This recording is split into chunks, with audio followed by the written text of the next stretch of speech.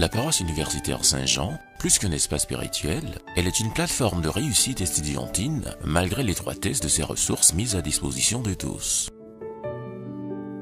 De par la multitude des témoignages, voici deux cas très simples. Chers amis, bonjour. Aujourd'hui nous sommes à la paroisse universitaire.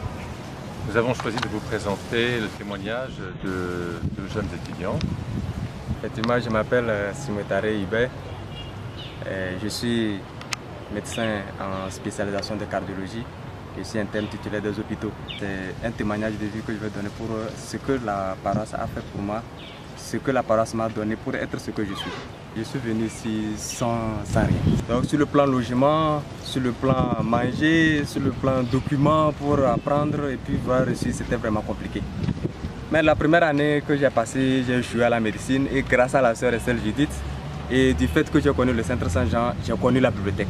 De me mettre au milieu des documents dont j'ai besoin en médecine vraiment pour m'y mettre pour la réussite. À partir de l'année 2011-2012, en troisième année, il y avait des problèmes sur le plan scolaire, je n'arrivais pas à payer le collège. Le CDI et le père curé, ils aidaient avec les dons de la paroisse pour aider les étudiants qui étaient dans le besoin pour payer les écolages. Et c'est par là ça a commencé. Et j'ai parlé avec le père curé, il a vu vraiment ma situation. Et puis depuis lors, chaque fois quand j'avais besoin de quelque chose, je le dis en toute honnêteté, quand je venais, et selon leurs possibilités, s'ils avaient les moyens, ils m'aidaient. Aujourd'hui même là où je vous parle, j'ai été reçu comme interne titulaire des hôpitaux. Et pour ceux qui connaissent un peu la carrière universitaire, quand on est interne titulaire des hôpitaux, c'est la sommité des diplômes qu'on peut avoir dans le domaine médical quand on est étudiant en médecine. Je donne mon témoignage en oubliant un côté, parce que je ne suis pas le seul, il y a plein d'autres étudiants. Donc c'est dire que les besoins sont énormes. Et les frères Saint-Jean, du fait donc de leurs moyens qu'ils ont quand même, ils essaient de mettre quand même les étudiants, que je suis arrivé quand même au bout de mes ambitions, même si elles ne sont pas encore accomplies. Ce à quoi je rêvais quand même pour le moment, ça marche bien grâce aux frères Saint-Jean. Je suis Pakla Pihenam Noeline, âgée de 20 ans. Je suis en troisième année à l'école supérieure des techniques biologiques et alimentaires à l'Esteba, à l'université de Lomé. J'ai eu mon baccalauréat en 2013 et donc c'était dit que je dois venir à Lomé continuer mes études. Et voilà, n'ayant personne à Lomé, j'ai souffert. À la fin, j'ai trouvé un cousin qui était juste à côté à Lomé. Je suis venue chez lui, mais la vie était un grand enfer. En deuxième année, je suis arrivée. Après les vacances, je suis tombée malade. J'étais hospitalisée au CHU Campus.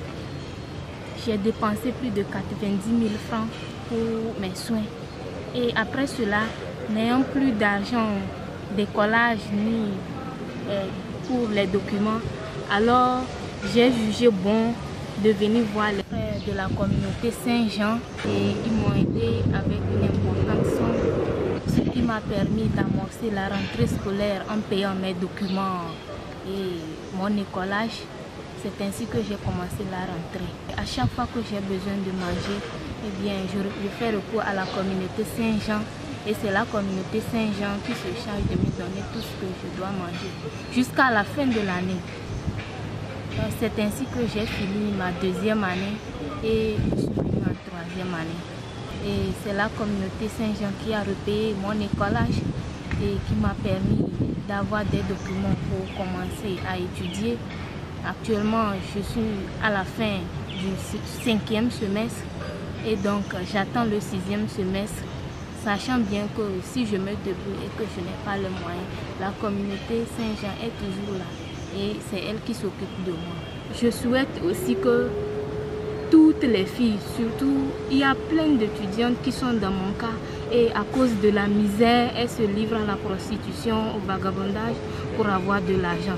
Et je pense que si la communauté Saint-Jean a le financement nécessaire, eh bien, il pourra régler toute cette situation. Et vraiment, je rends grâce à Dieu et je demande à Dieu de les aider. Et ainsi, tout cela va être réglé. L'humilité et la charité.